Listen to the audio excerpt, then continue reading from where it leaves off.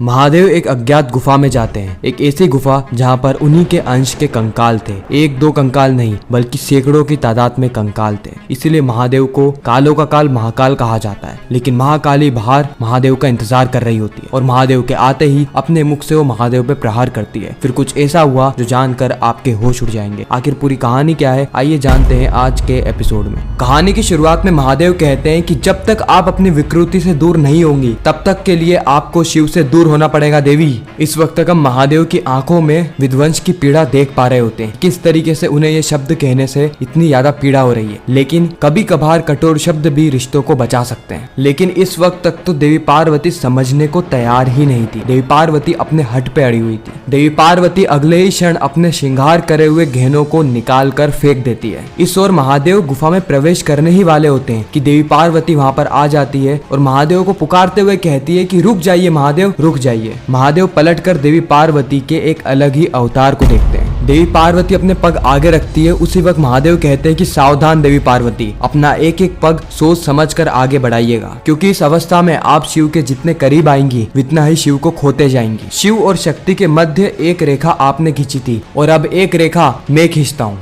फिर महादेव अपने त्रिशूल को जोर से धरा पे ठोकते हैं, जिससे कि धरा दो हिस्सों में बढ़ जाती है और उस हिस्सों में से अग्नि उत्पन्न होती है। एक तरफ थी देवी पार्वती तो दूसरी तरफ थे क्रोधित महादेव। महादेव कहते हैं कि अब ना तो आप इसे पार कर पाएंगी और ना ही मेरे पीछे आ पाएंगी। देवी पार्वती कहती है कि आपको भुवनेश्वर कहने वाले इस संसार के लिए मैं भी भुवनेश्वरी हूँ और इस संसार का, इस भुवन का कोई भी बल मुझे आपके समीप पहुँचने से नहीं रोक सकता। जब तक मेरे मन में एक आहट, एक अपमानित पत्नी की पीड़ा है, तब तक मुझे आपके करीब आने से कोई भी नहीं रोक सकता, ना ही आपका तप, ना त्याग और ना ही तांडव। महादेव कहते हैं कि मत आइएगा देवी पार्वती। इस ओर देवी पार्वती के क्रोध के चलते इस सृष्टि के सारे फूल मुरझा जाते हैं। इस सृष्टि में जितने भी पेड़ पौधे होते हैं वह जलने लगते हैं, भस्म होने लगते हैं। विनाश की शुरुआत हो गई थी, अब केवल और केवल युद्ध की शुरुआत बाकी थी। इस वक्त तक देवी पार्वती इतने क्रोध में आ गई थी कि वो अपना विशाल रूप यानी महाकाली के रूप में आ जाती है। इस वक्त तक महादेव का क्रोध भी बेकाबू हो गया था। महादेव की क्रोध की सीमा लंघ चुकी थी। इसलिए महादेव कहते हैं कि अब जो भी होगा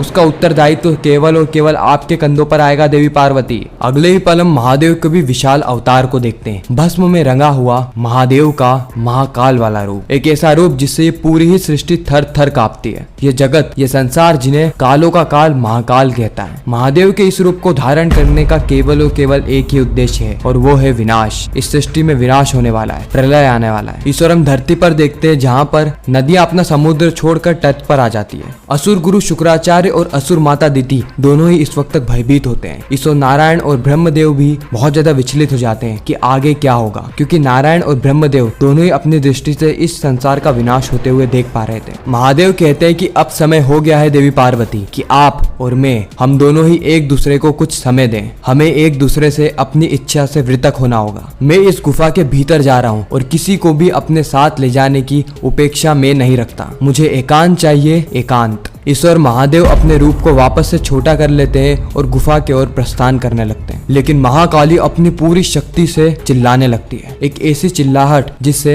कई सारे पशु पक्षी का अंत हो जाता है। कई सारे मनुष्य अपने सुनने की शक्ति को ही खो देते हैं और एक ऐसी तीखी चिल्लाहट जिससे महादेव को भी रुकना पड़ता है। महाकाली भी अपने रूप को छोटा करती है। इस ओर असुर गुरु शुक्राचार्य असुर माता दिति को कहते हैं कि विनाश और आरंभ का चक्र पहले भी घुमा है और अभी भी घूमेगा, साथ ही आगे भी घूमता रहेगा। लेकिन अभी जो हो रहा है ये उचित समय पर नहीं हो रहा है। असुर माता दिति कहती है कि दृष्टिकोण गुरुदेव, दृष्टिकोण। आपको जिसमें आपको जो आपदा लग रही है मुझे उसमें अवसर दिखाई दे रहा है। असुर गुरु शुक्राचार्य चौंक जाते हैं, कहते हैं कि अवसर, इस सृष्टि का विनाश हो रहा है असुर माता, इसमें आपको क्या अवसर दिख रहा है? असुर माता दिति कहती है कि शिव और शक्ति का प्रेम बदल के एक युद्ध बन गया है। इस संसार, इस सृष्टि को संभालने वाले ही इस सृष्टि का अंत करने पर आ गए, इस सृष्टि को असंतुलित कर रहे हैं। और महादेव के बिना क्या ब्रह्मदेव, क्या नारायण और क्या ही देवी देवता। यही अवसर है असुर गुरु इस पूरे संसार को अपने वश में करने का। मुझे नहीं लगता कि हमें इससे ज्यादा सुनहरा अवसर कभी भी मिलेगा। असुर गुरु, हमारा कोई तो असुर होगा जो कि हमारे इस उद्देश्य को सिद्ध कर सके। सोचिए असुर गुरु, सोचिए, कोई तो योद्धा मौजूद होगा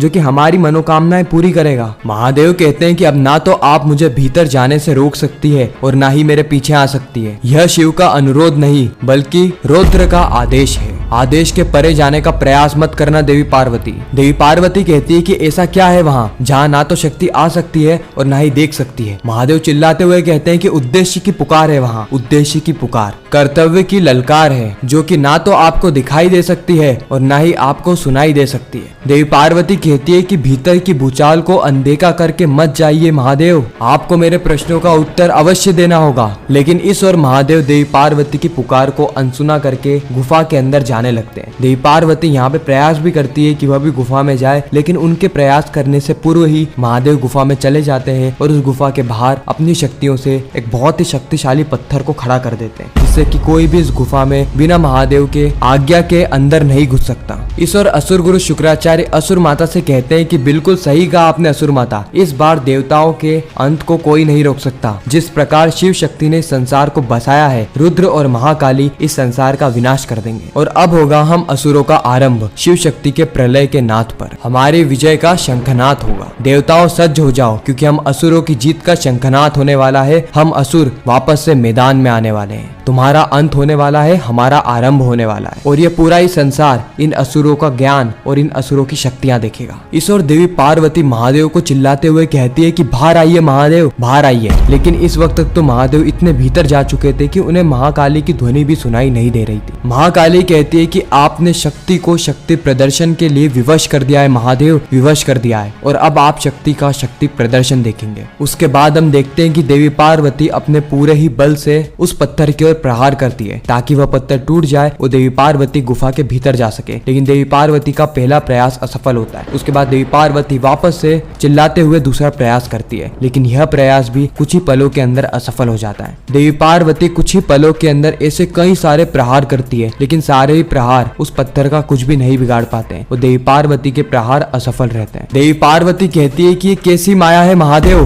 यह कैसी माया है, लेकिन शायद आप यह जानते नहीं कि यह महाकाली किसी भी माया को ध्वस्त कर सकती है। इस ओर ब्रह्मलोक में ब्रह्मा जी और नारायण बहुत भयभीत होते हैं। ब्रह्मदेव नारायण से कहते हैं कि नारायण, आपका भय सच साबित होने वाला है। आपके सारे प्रयास भी असफल हुए। शिव रुद्र हो चुके हैं और शक्ति महाकाली। यह संसार जिसे जगत जननी कहता है, जिसे कि रक्षक कहता है, वही आज भक्षक बन चुके हैं। अब इस संसार और इस संसार के वेदों को बचाने के लिए हमें ही कुछ करना होगा नारायण, हमें ही कुछ करना होगा। इस ओर महाकाली अपने मुंह से अत्यंत ऊर्जा वाली अग्नि निकालती है और चिल्लाते हुए कहती है कि बाहर आइए महादेव, बाहर आइए, मेरे अंदर के क्रोध और पीड़ा के हलाहल को शांत कीजिए, बाहर आइए। इस ओर हम महादेव को देखते हैं जो कि गुफा के अंदर प्रवेश कर चुके होते हैं। इस वक्त तक महादेव बहुत पीड़ा में होते हैं। महादेव गुफा के अंदर कुछ ऐसा देखते हैं जो देखकर आपके पांव तले जमीन खिसक जाएगी। महादेव की पीड़ा महादेव के आंखों में साफ झलक रही थी। महादेव की आंखों से आंसू आने लगते हैं, लेकिन उसी वक्त महादेव अपने त्रिशूल को जोर से धरा पर रखते हैं, जिससे कि चारों ही तरफ रोशनी हो जाती है। और फिर हम देखते हैं महादेव के अंश को। यहाँ पर महादेव के अंश के कंकाल पड़े हैं और यह एक या दो नहीं बल्कि सैकड़ों में है। महादेव इस पीड़ा से भोग रहे हैं, इसीलिए तो महादेव को कालों का काल महाकाल कहा जाता है। इसी के साथ ही खूबसूरत एपिसोड यहीं पर ही खत्म होता है, इस ट्विस्ट और सस्पेंस के साथ कि आखिर आगे होने क्या वाला है। क्या सही में महादेव के रुद्र रूप का सामना महाकाली से होगा या फिर कहानी कुछ और रहेगी, यह हमें जानने को मिलेगा आने वाले एपिसोड में। बाकी आपको यह रिकैप कैसा लगा कमेंट सेक्शन में जरूर बताना। अगर आपको वीडियो अच्छी लगी तो वीडियो को लाइक करके चैनल को सब्सक्राइब करके ज्यादा से ज्यादा लोगों को ये वीडियो शेयर करना, ताकि हमारी फिर से मुलाकात हो।